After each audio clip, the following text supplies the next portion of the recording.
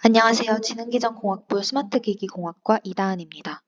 이번 데이터 문제 해결 및 실습 수업의 프로젝트로 저는 제1형 당뇨병 환자 혈당 예측 대회를 선정하였고 이에 대한 마지막 프로포저를 진행하도록 하겠습니다.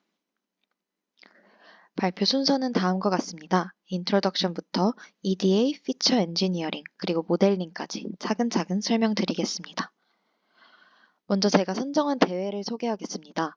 저는 케글 플랫폼에서 열린 제1형 당뇨병 환자 혈당 예측 대회에 참여하게 되었고 총 634팀이 참여한 경진대회였습니다.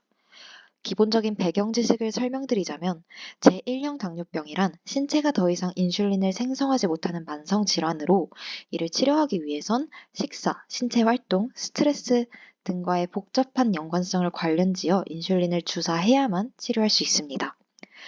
그러기에 이 경진대회에서는 수집된 1형 당뇨병 환자들의 여러 데이터들을 통하여 앞으로의 혈당을 예측하는 대회입니다.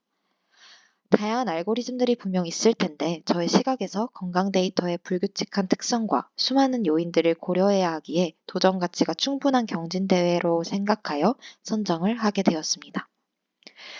대회에서는 정형 데이터를 제공하였고 지금부터 어떤 데이터들인지 소개를 드리겠습니다. 간단하게 트레인 테스트 데이터셋을 살펴보면 각각 508개, 507개의 컬럼으로 굉장히 많은 데이터 컬럼들이 있는 것을 볼 수 있는데요. 제공된 데이터는 실제로 영국의 제1형 당뇨병 환자 24명을 대상으로 수집되었고 방금 본 수많은 피처 데이터들은 5분 간격으로 집계되어 이전 6시간에 대해 표현되었기에 굉장히 많았던 것이었습니다. 마지막으로 트레인 테스트 간의 컬럼 개수 차이가 한 개 나게 했던 데이터는 바로 타겟 데이터였는데요. 이는 수집된 수많은 피처 데이터들을 통해 예측한 1시간 후의 혈당 예측 수치 값으로 트레인 데이터셋에서만 제공되고 있습니다. 그래서 구체적으로 피처 데이터들이 그럼 어떤 데이터들로 이루어져 있냐고 묻는다면 대표 컬럼으로는 ID, 피넘, 타임, 그리고 7가지 생체 데이터 컬럼이 다음처럼 존재하게 되어 총 10개의 컬럼이라 생각하면 됩니다. ID 피넘 컬럼으로는 참가자 구분을, 타임 컬럼으로는 현재 시점이 표기되며 나머지 7개의 컬럼들은 비지로서는 지난 6시간을 5분 간격으로 나누어 측정된 혈당 값이 인슐린은 인슐린 투여량, 칼프스는 섭취한 탄수화물 값, HR은 심박수, 스텝스는 걸음수, 칼스는 소모한 칼로리 값, 액티비티로는 수행된 활동이 담겨 있습니다. 그래서 여기까지가 경진대회에서 제공한 피처와 타겟 데이터에 대한 전반적인 설명이었는데요. 그렇다면 이 데이터들을 기반으로 지금부터 어떻게 프로젝트를 진행하였는지 EDA 피처 엔지니어링 부분 그리고 모델링 부분 두 가지로 나누어 설명하겠습니다. 먼저 EDA 피처 엔지니어링 부분입니다. 피처 요약표부터 살펴보자면 ID, 피넘은 큰 관계가 있음을 단번에 확인할 수 있고 각 7개의 생체 컬럼은 6시간, 즉 360분을 5분으로 나눈 72개의 컬럼으로 구성되어 있음을 별개로 확인할 수 있었습니다. 또한 데이터 타입을 살펴보았을 때 ID, 피넘, 타임, 액티비티 컬럼들 총 대표 4가지 컬럼이 오브젝트형임을 별개로 확인해 보았고요. 마지막으로 결측값 개수가 굉장히 많다는 것이 자명하게 보이는데요. 이를 시각적으로도 살펴보았습니다. 각 컬럼별 널값의 백분율을 계산하여 4분위로 표현도 해보았고 전체 컬럼 중 널값이 있는 부분을 다음 빨간 원으로 표현해보았는데요. 대부분의 컬럼들이 널값 처리가 필수적이었습니다. 그래서 저는 결측값을 처리하는 것을 굉장히 중요하게 생각하여 2가지의 전처리 방법을 고안해 보았습니다. 첫 번째 방식은 액티비티를 제외한 각 6개의 생체 데이터들을 3가지의 집단으로 나누어 처리하게 되는 것입니다.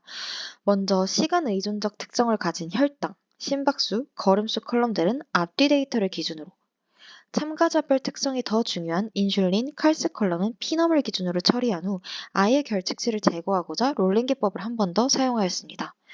마지막으로 값의 유무가 중요한 특성이었던 탄수화물 칼프스는 0과 1로 표현함으로써 각 6개의 생체 데이터의 결측치 제거를 전부 완료하였습니다.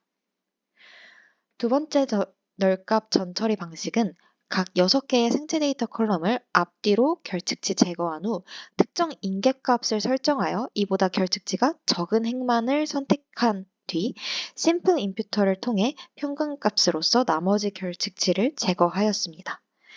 저는 베이스라인 모델을 선정 후 계속하여 성능 비교를 하며 EDA 및 피처 엔지니어링을 진행하게 되었는데 실제로 이 두 가지의 널값 전처리 방식 중 더 성능이 좋았던 방식은 이 두 번째 방식으로 데이터를 축소하여 학습하는 것이 효과적이었음을 알 수 있었습니다.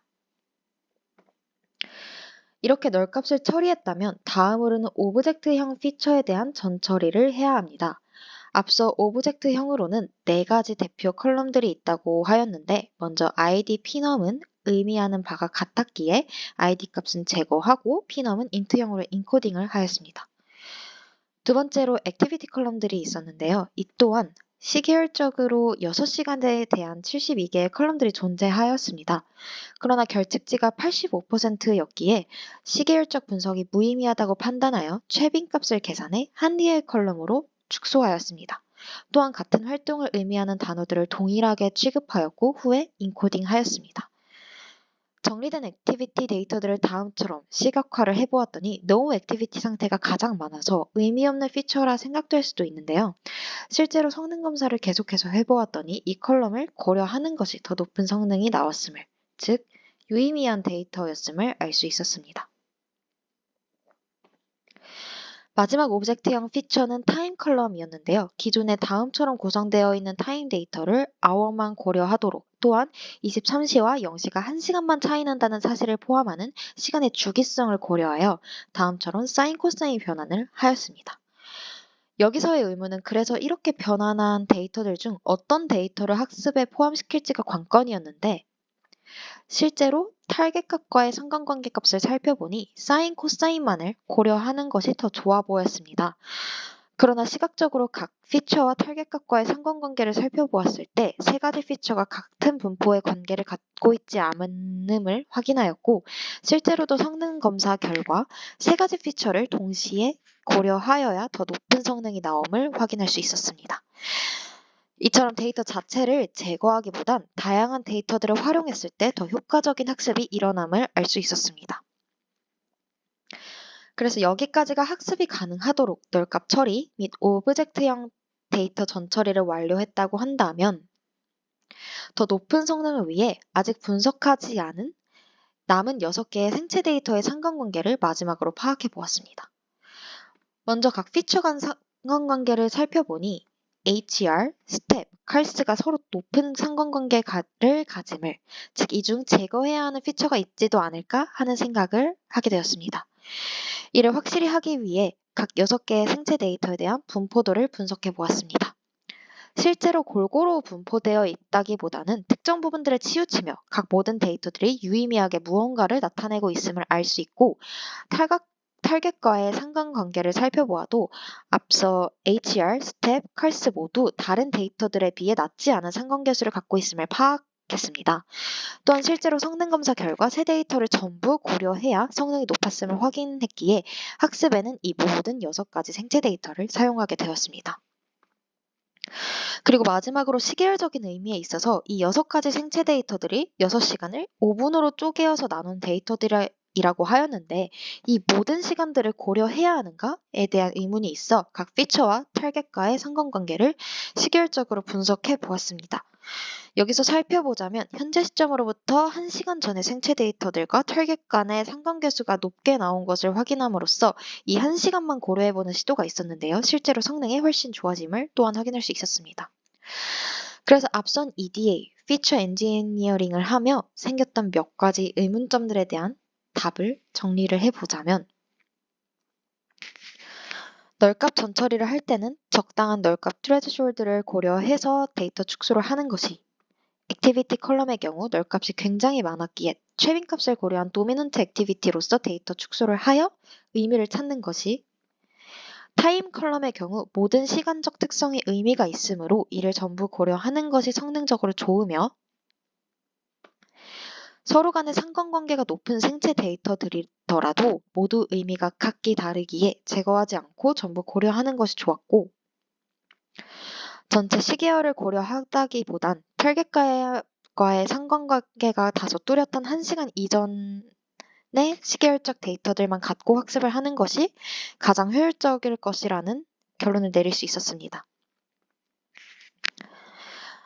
다음으로는 이렇게 정리된 데이터들을 통해 이제 모델링 작업을 하게 되었습니다. 먼저 단일 모델만을 사용할 때 히스트 그레디언트 부스팅 모델이 가장 성능이 좋았는데요. 이는 그레디언트 부스팅 알고리즘 자체가 비선형 관계를 효과적으로 모델링해주는 알고리즘인데 히스트 그레디언트 부스팅의 경우 연속형 데이터를 범주화해서 더욱 효율적으로 학습이 가능하였기 때문이라 짐작할 수 있습니다. 여기서 더 성능을 높이고자 다음으로 저는 앙상블 모델과 함께 탭넷 모델이라는 것을 적용하게 되었는데요. 이게 어떤 모델이 있냐면 트리 기반 모델의 성능과 딥러닝의 강력한 학습 능력을 모두 활용한 굉장히 좋은 모델입니다. 특히 이 프로젝트에서는 시계열적으로 나눠진 각 생체 데이터들을 그룹화하는 것이 중요하였는데 이를 가능하게 하고 더 나아가 각 특성의 중요도까지 동적으로 반영하도록 하는 모델이었으며 데이터 전처리, 특성 선택, 학습 모든 것을 한 번에 처리할 수 있는 엔드-투-엔드 모델로서 선정하게 되었습니다. 여기에 더불어 앙상블 모델을 활용해 보았더니 각 모델의 최고 성능은 다음처럼 나왔습니다. 즉 단일 히스트 그레디언트 부스팅 모델에 비해 훨씬 좋은 성능이었고 무엇보다 각각 단일 모델에서도 좋은 성능을 내었던 XGBoost, CatBoost, 히스트 그레디언트 부스팅의 앙상블 모델을 적용하였을 때 가장 좋은 최종 성능을 얻을 수 있었습니다. 그러나 대회 마감일 전까지 프로젝트를 진행하였을 때는 히스트 그레디언트 부스팅 대신 LGBM 모델을 사용했고 데이터 전처리가 부족했던 모델로서 634팀 중 58등을 차지하였고 마감일 후에 데이터 전처리와 함께 더욱 발전시킨 앞서 언급한 최종 모델은 10위권을 차지했음을 알 수 있습니다. 결과적으로 이번 프로젝트를 총 정리하면 모델적인 의미로서 머신러닝 기법뿐 아니라 발전된 딥러닝 기법까지 살펴보았을 때 최고의 성능에 한 발짝 더 가까워짐을 알 수 있었고요. 데이터적인 측면에서는 의미 없는 데이터는 없었고 최대한 다양한 의미의 데이터들을 다만 최선의 방법으로 전처리하고 학습하였을 때 최고의 성능이 나온다는 것을 알 수 있었습니다. 이번 프로젝트를 진행하며 피처에 대한 나름대로의 의미를 분석해 보았는데 무조건 그 생각이 맞지 않을 수 있음을 다양한 학습 방법을 그리고 전처리 기법을 적용해 봐야 함을 깨달았던 시간이었습니다. 이상 긴 발표를 마치도록 하겠습니다. 감사합니다.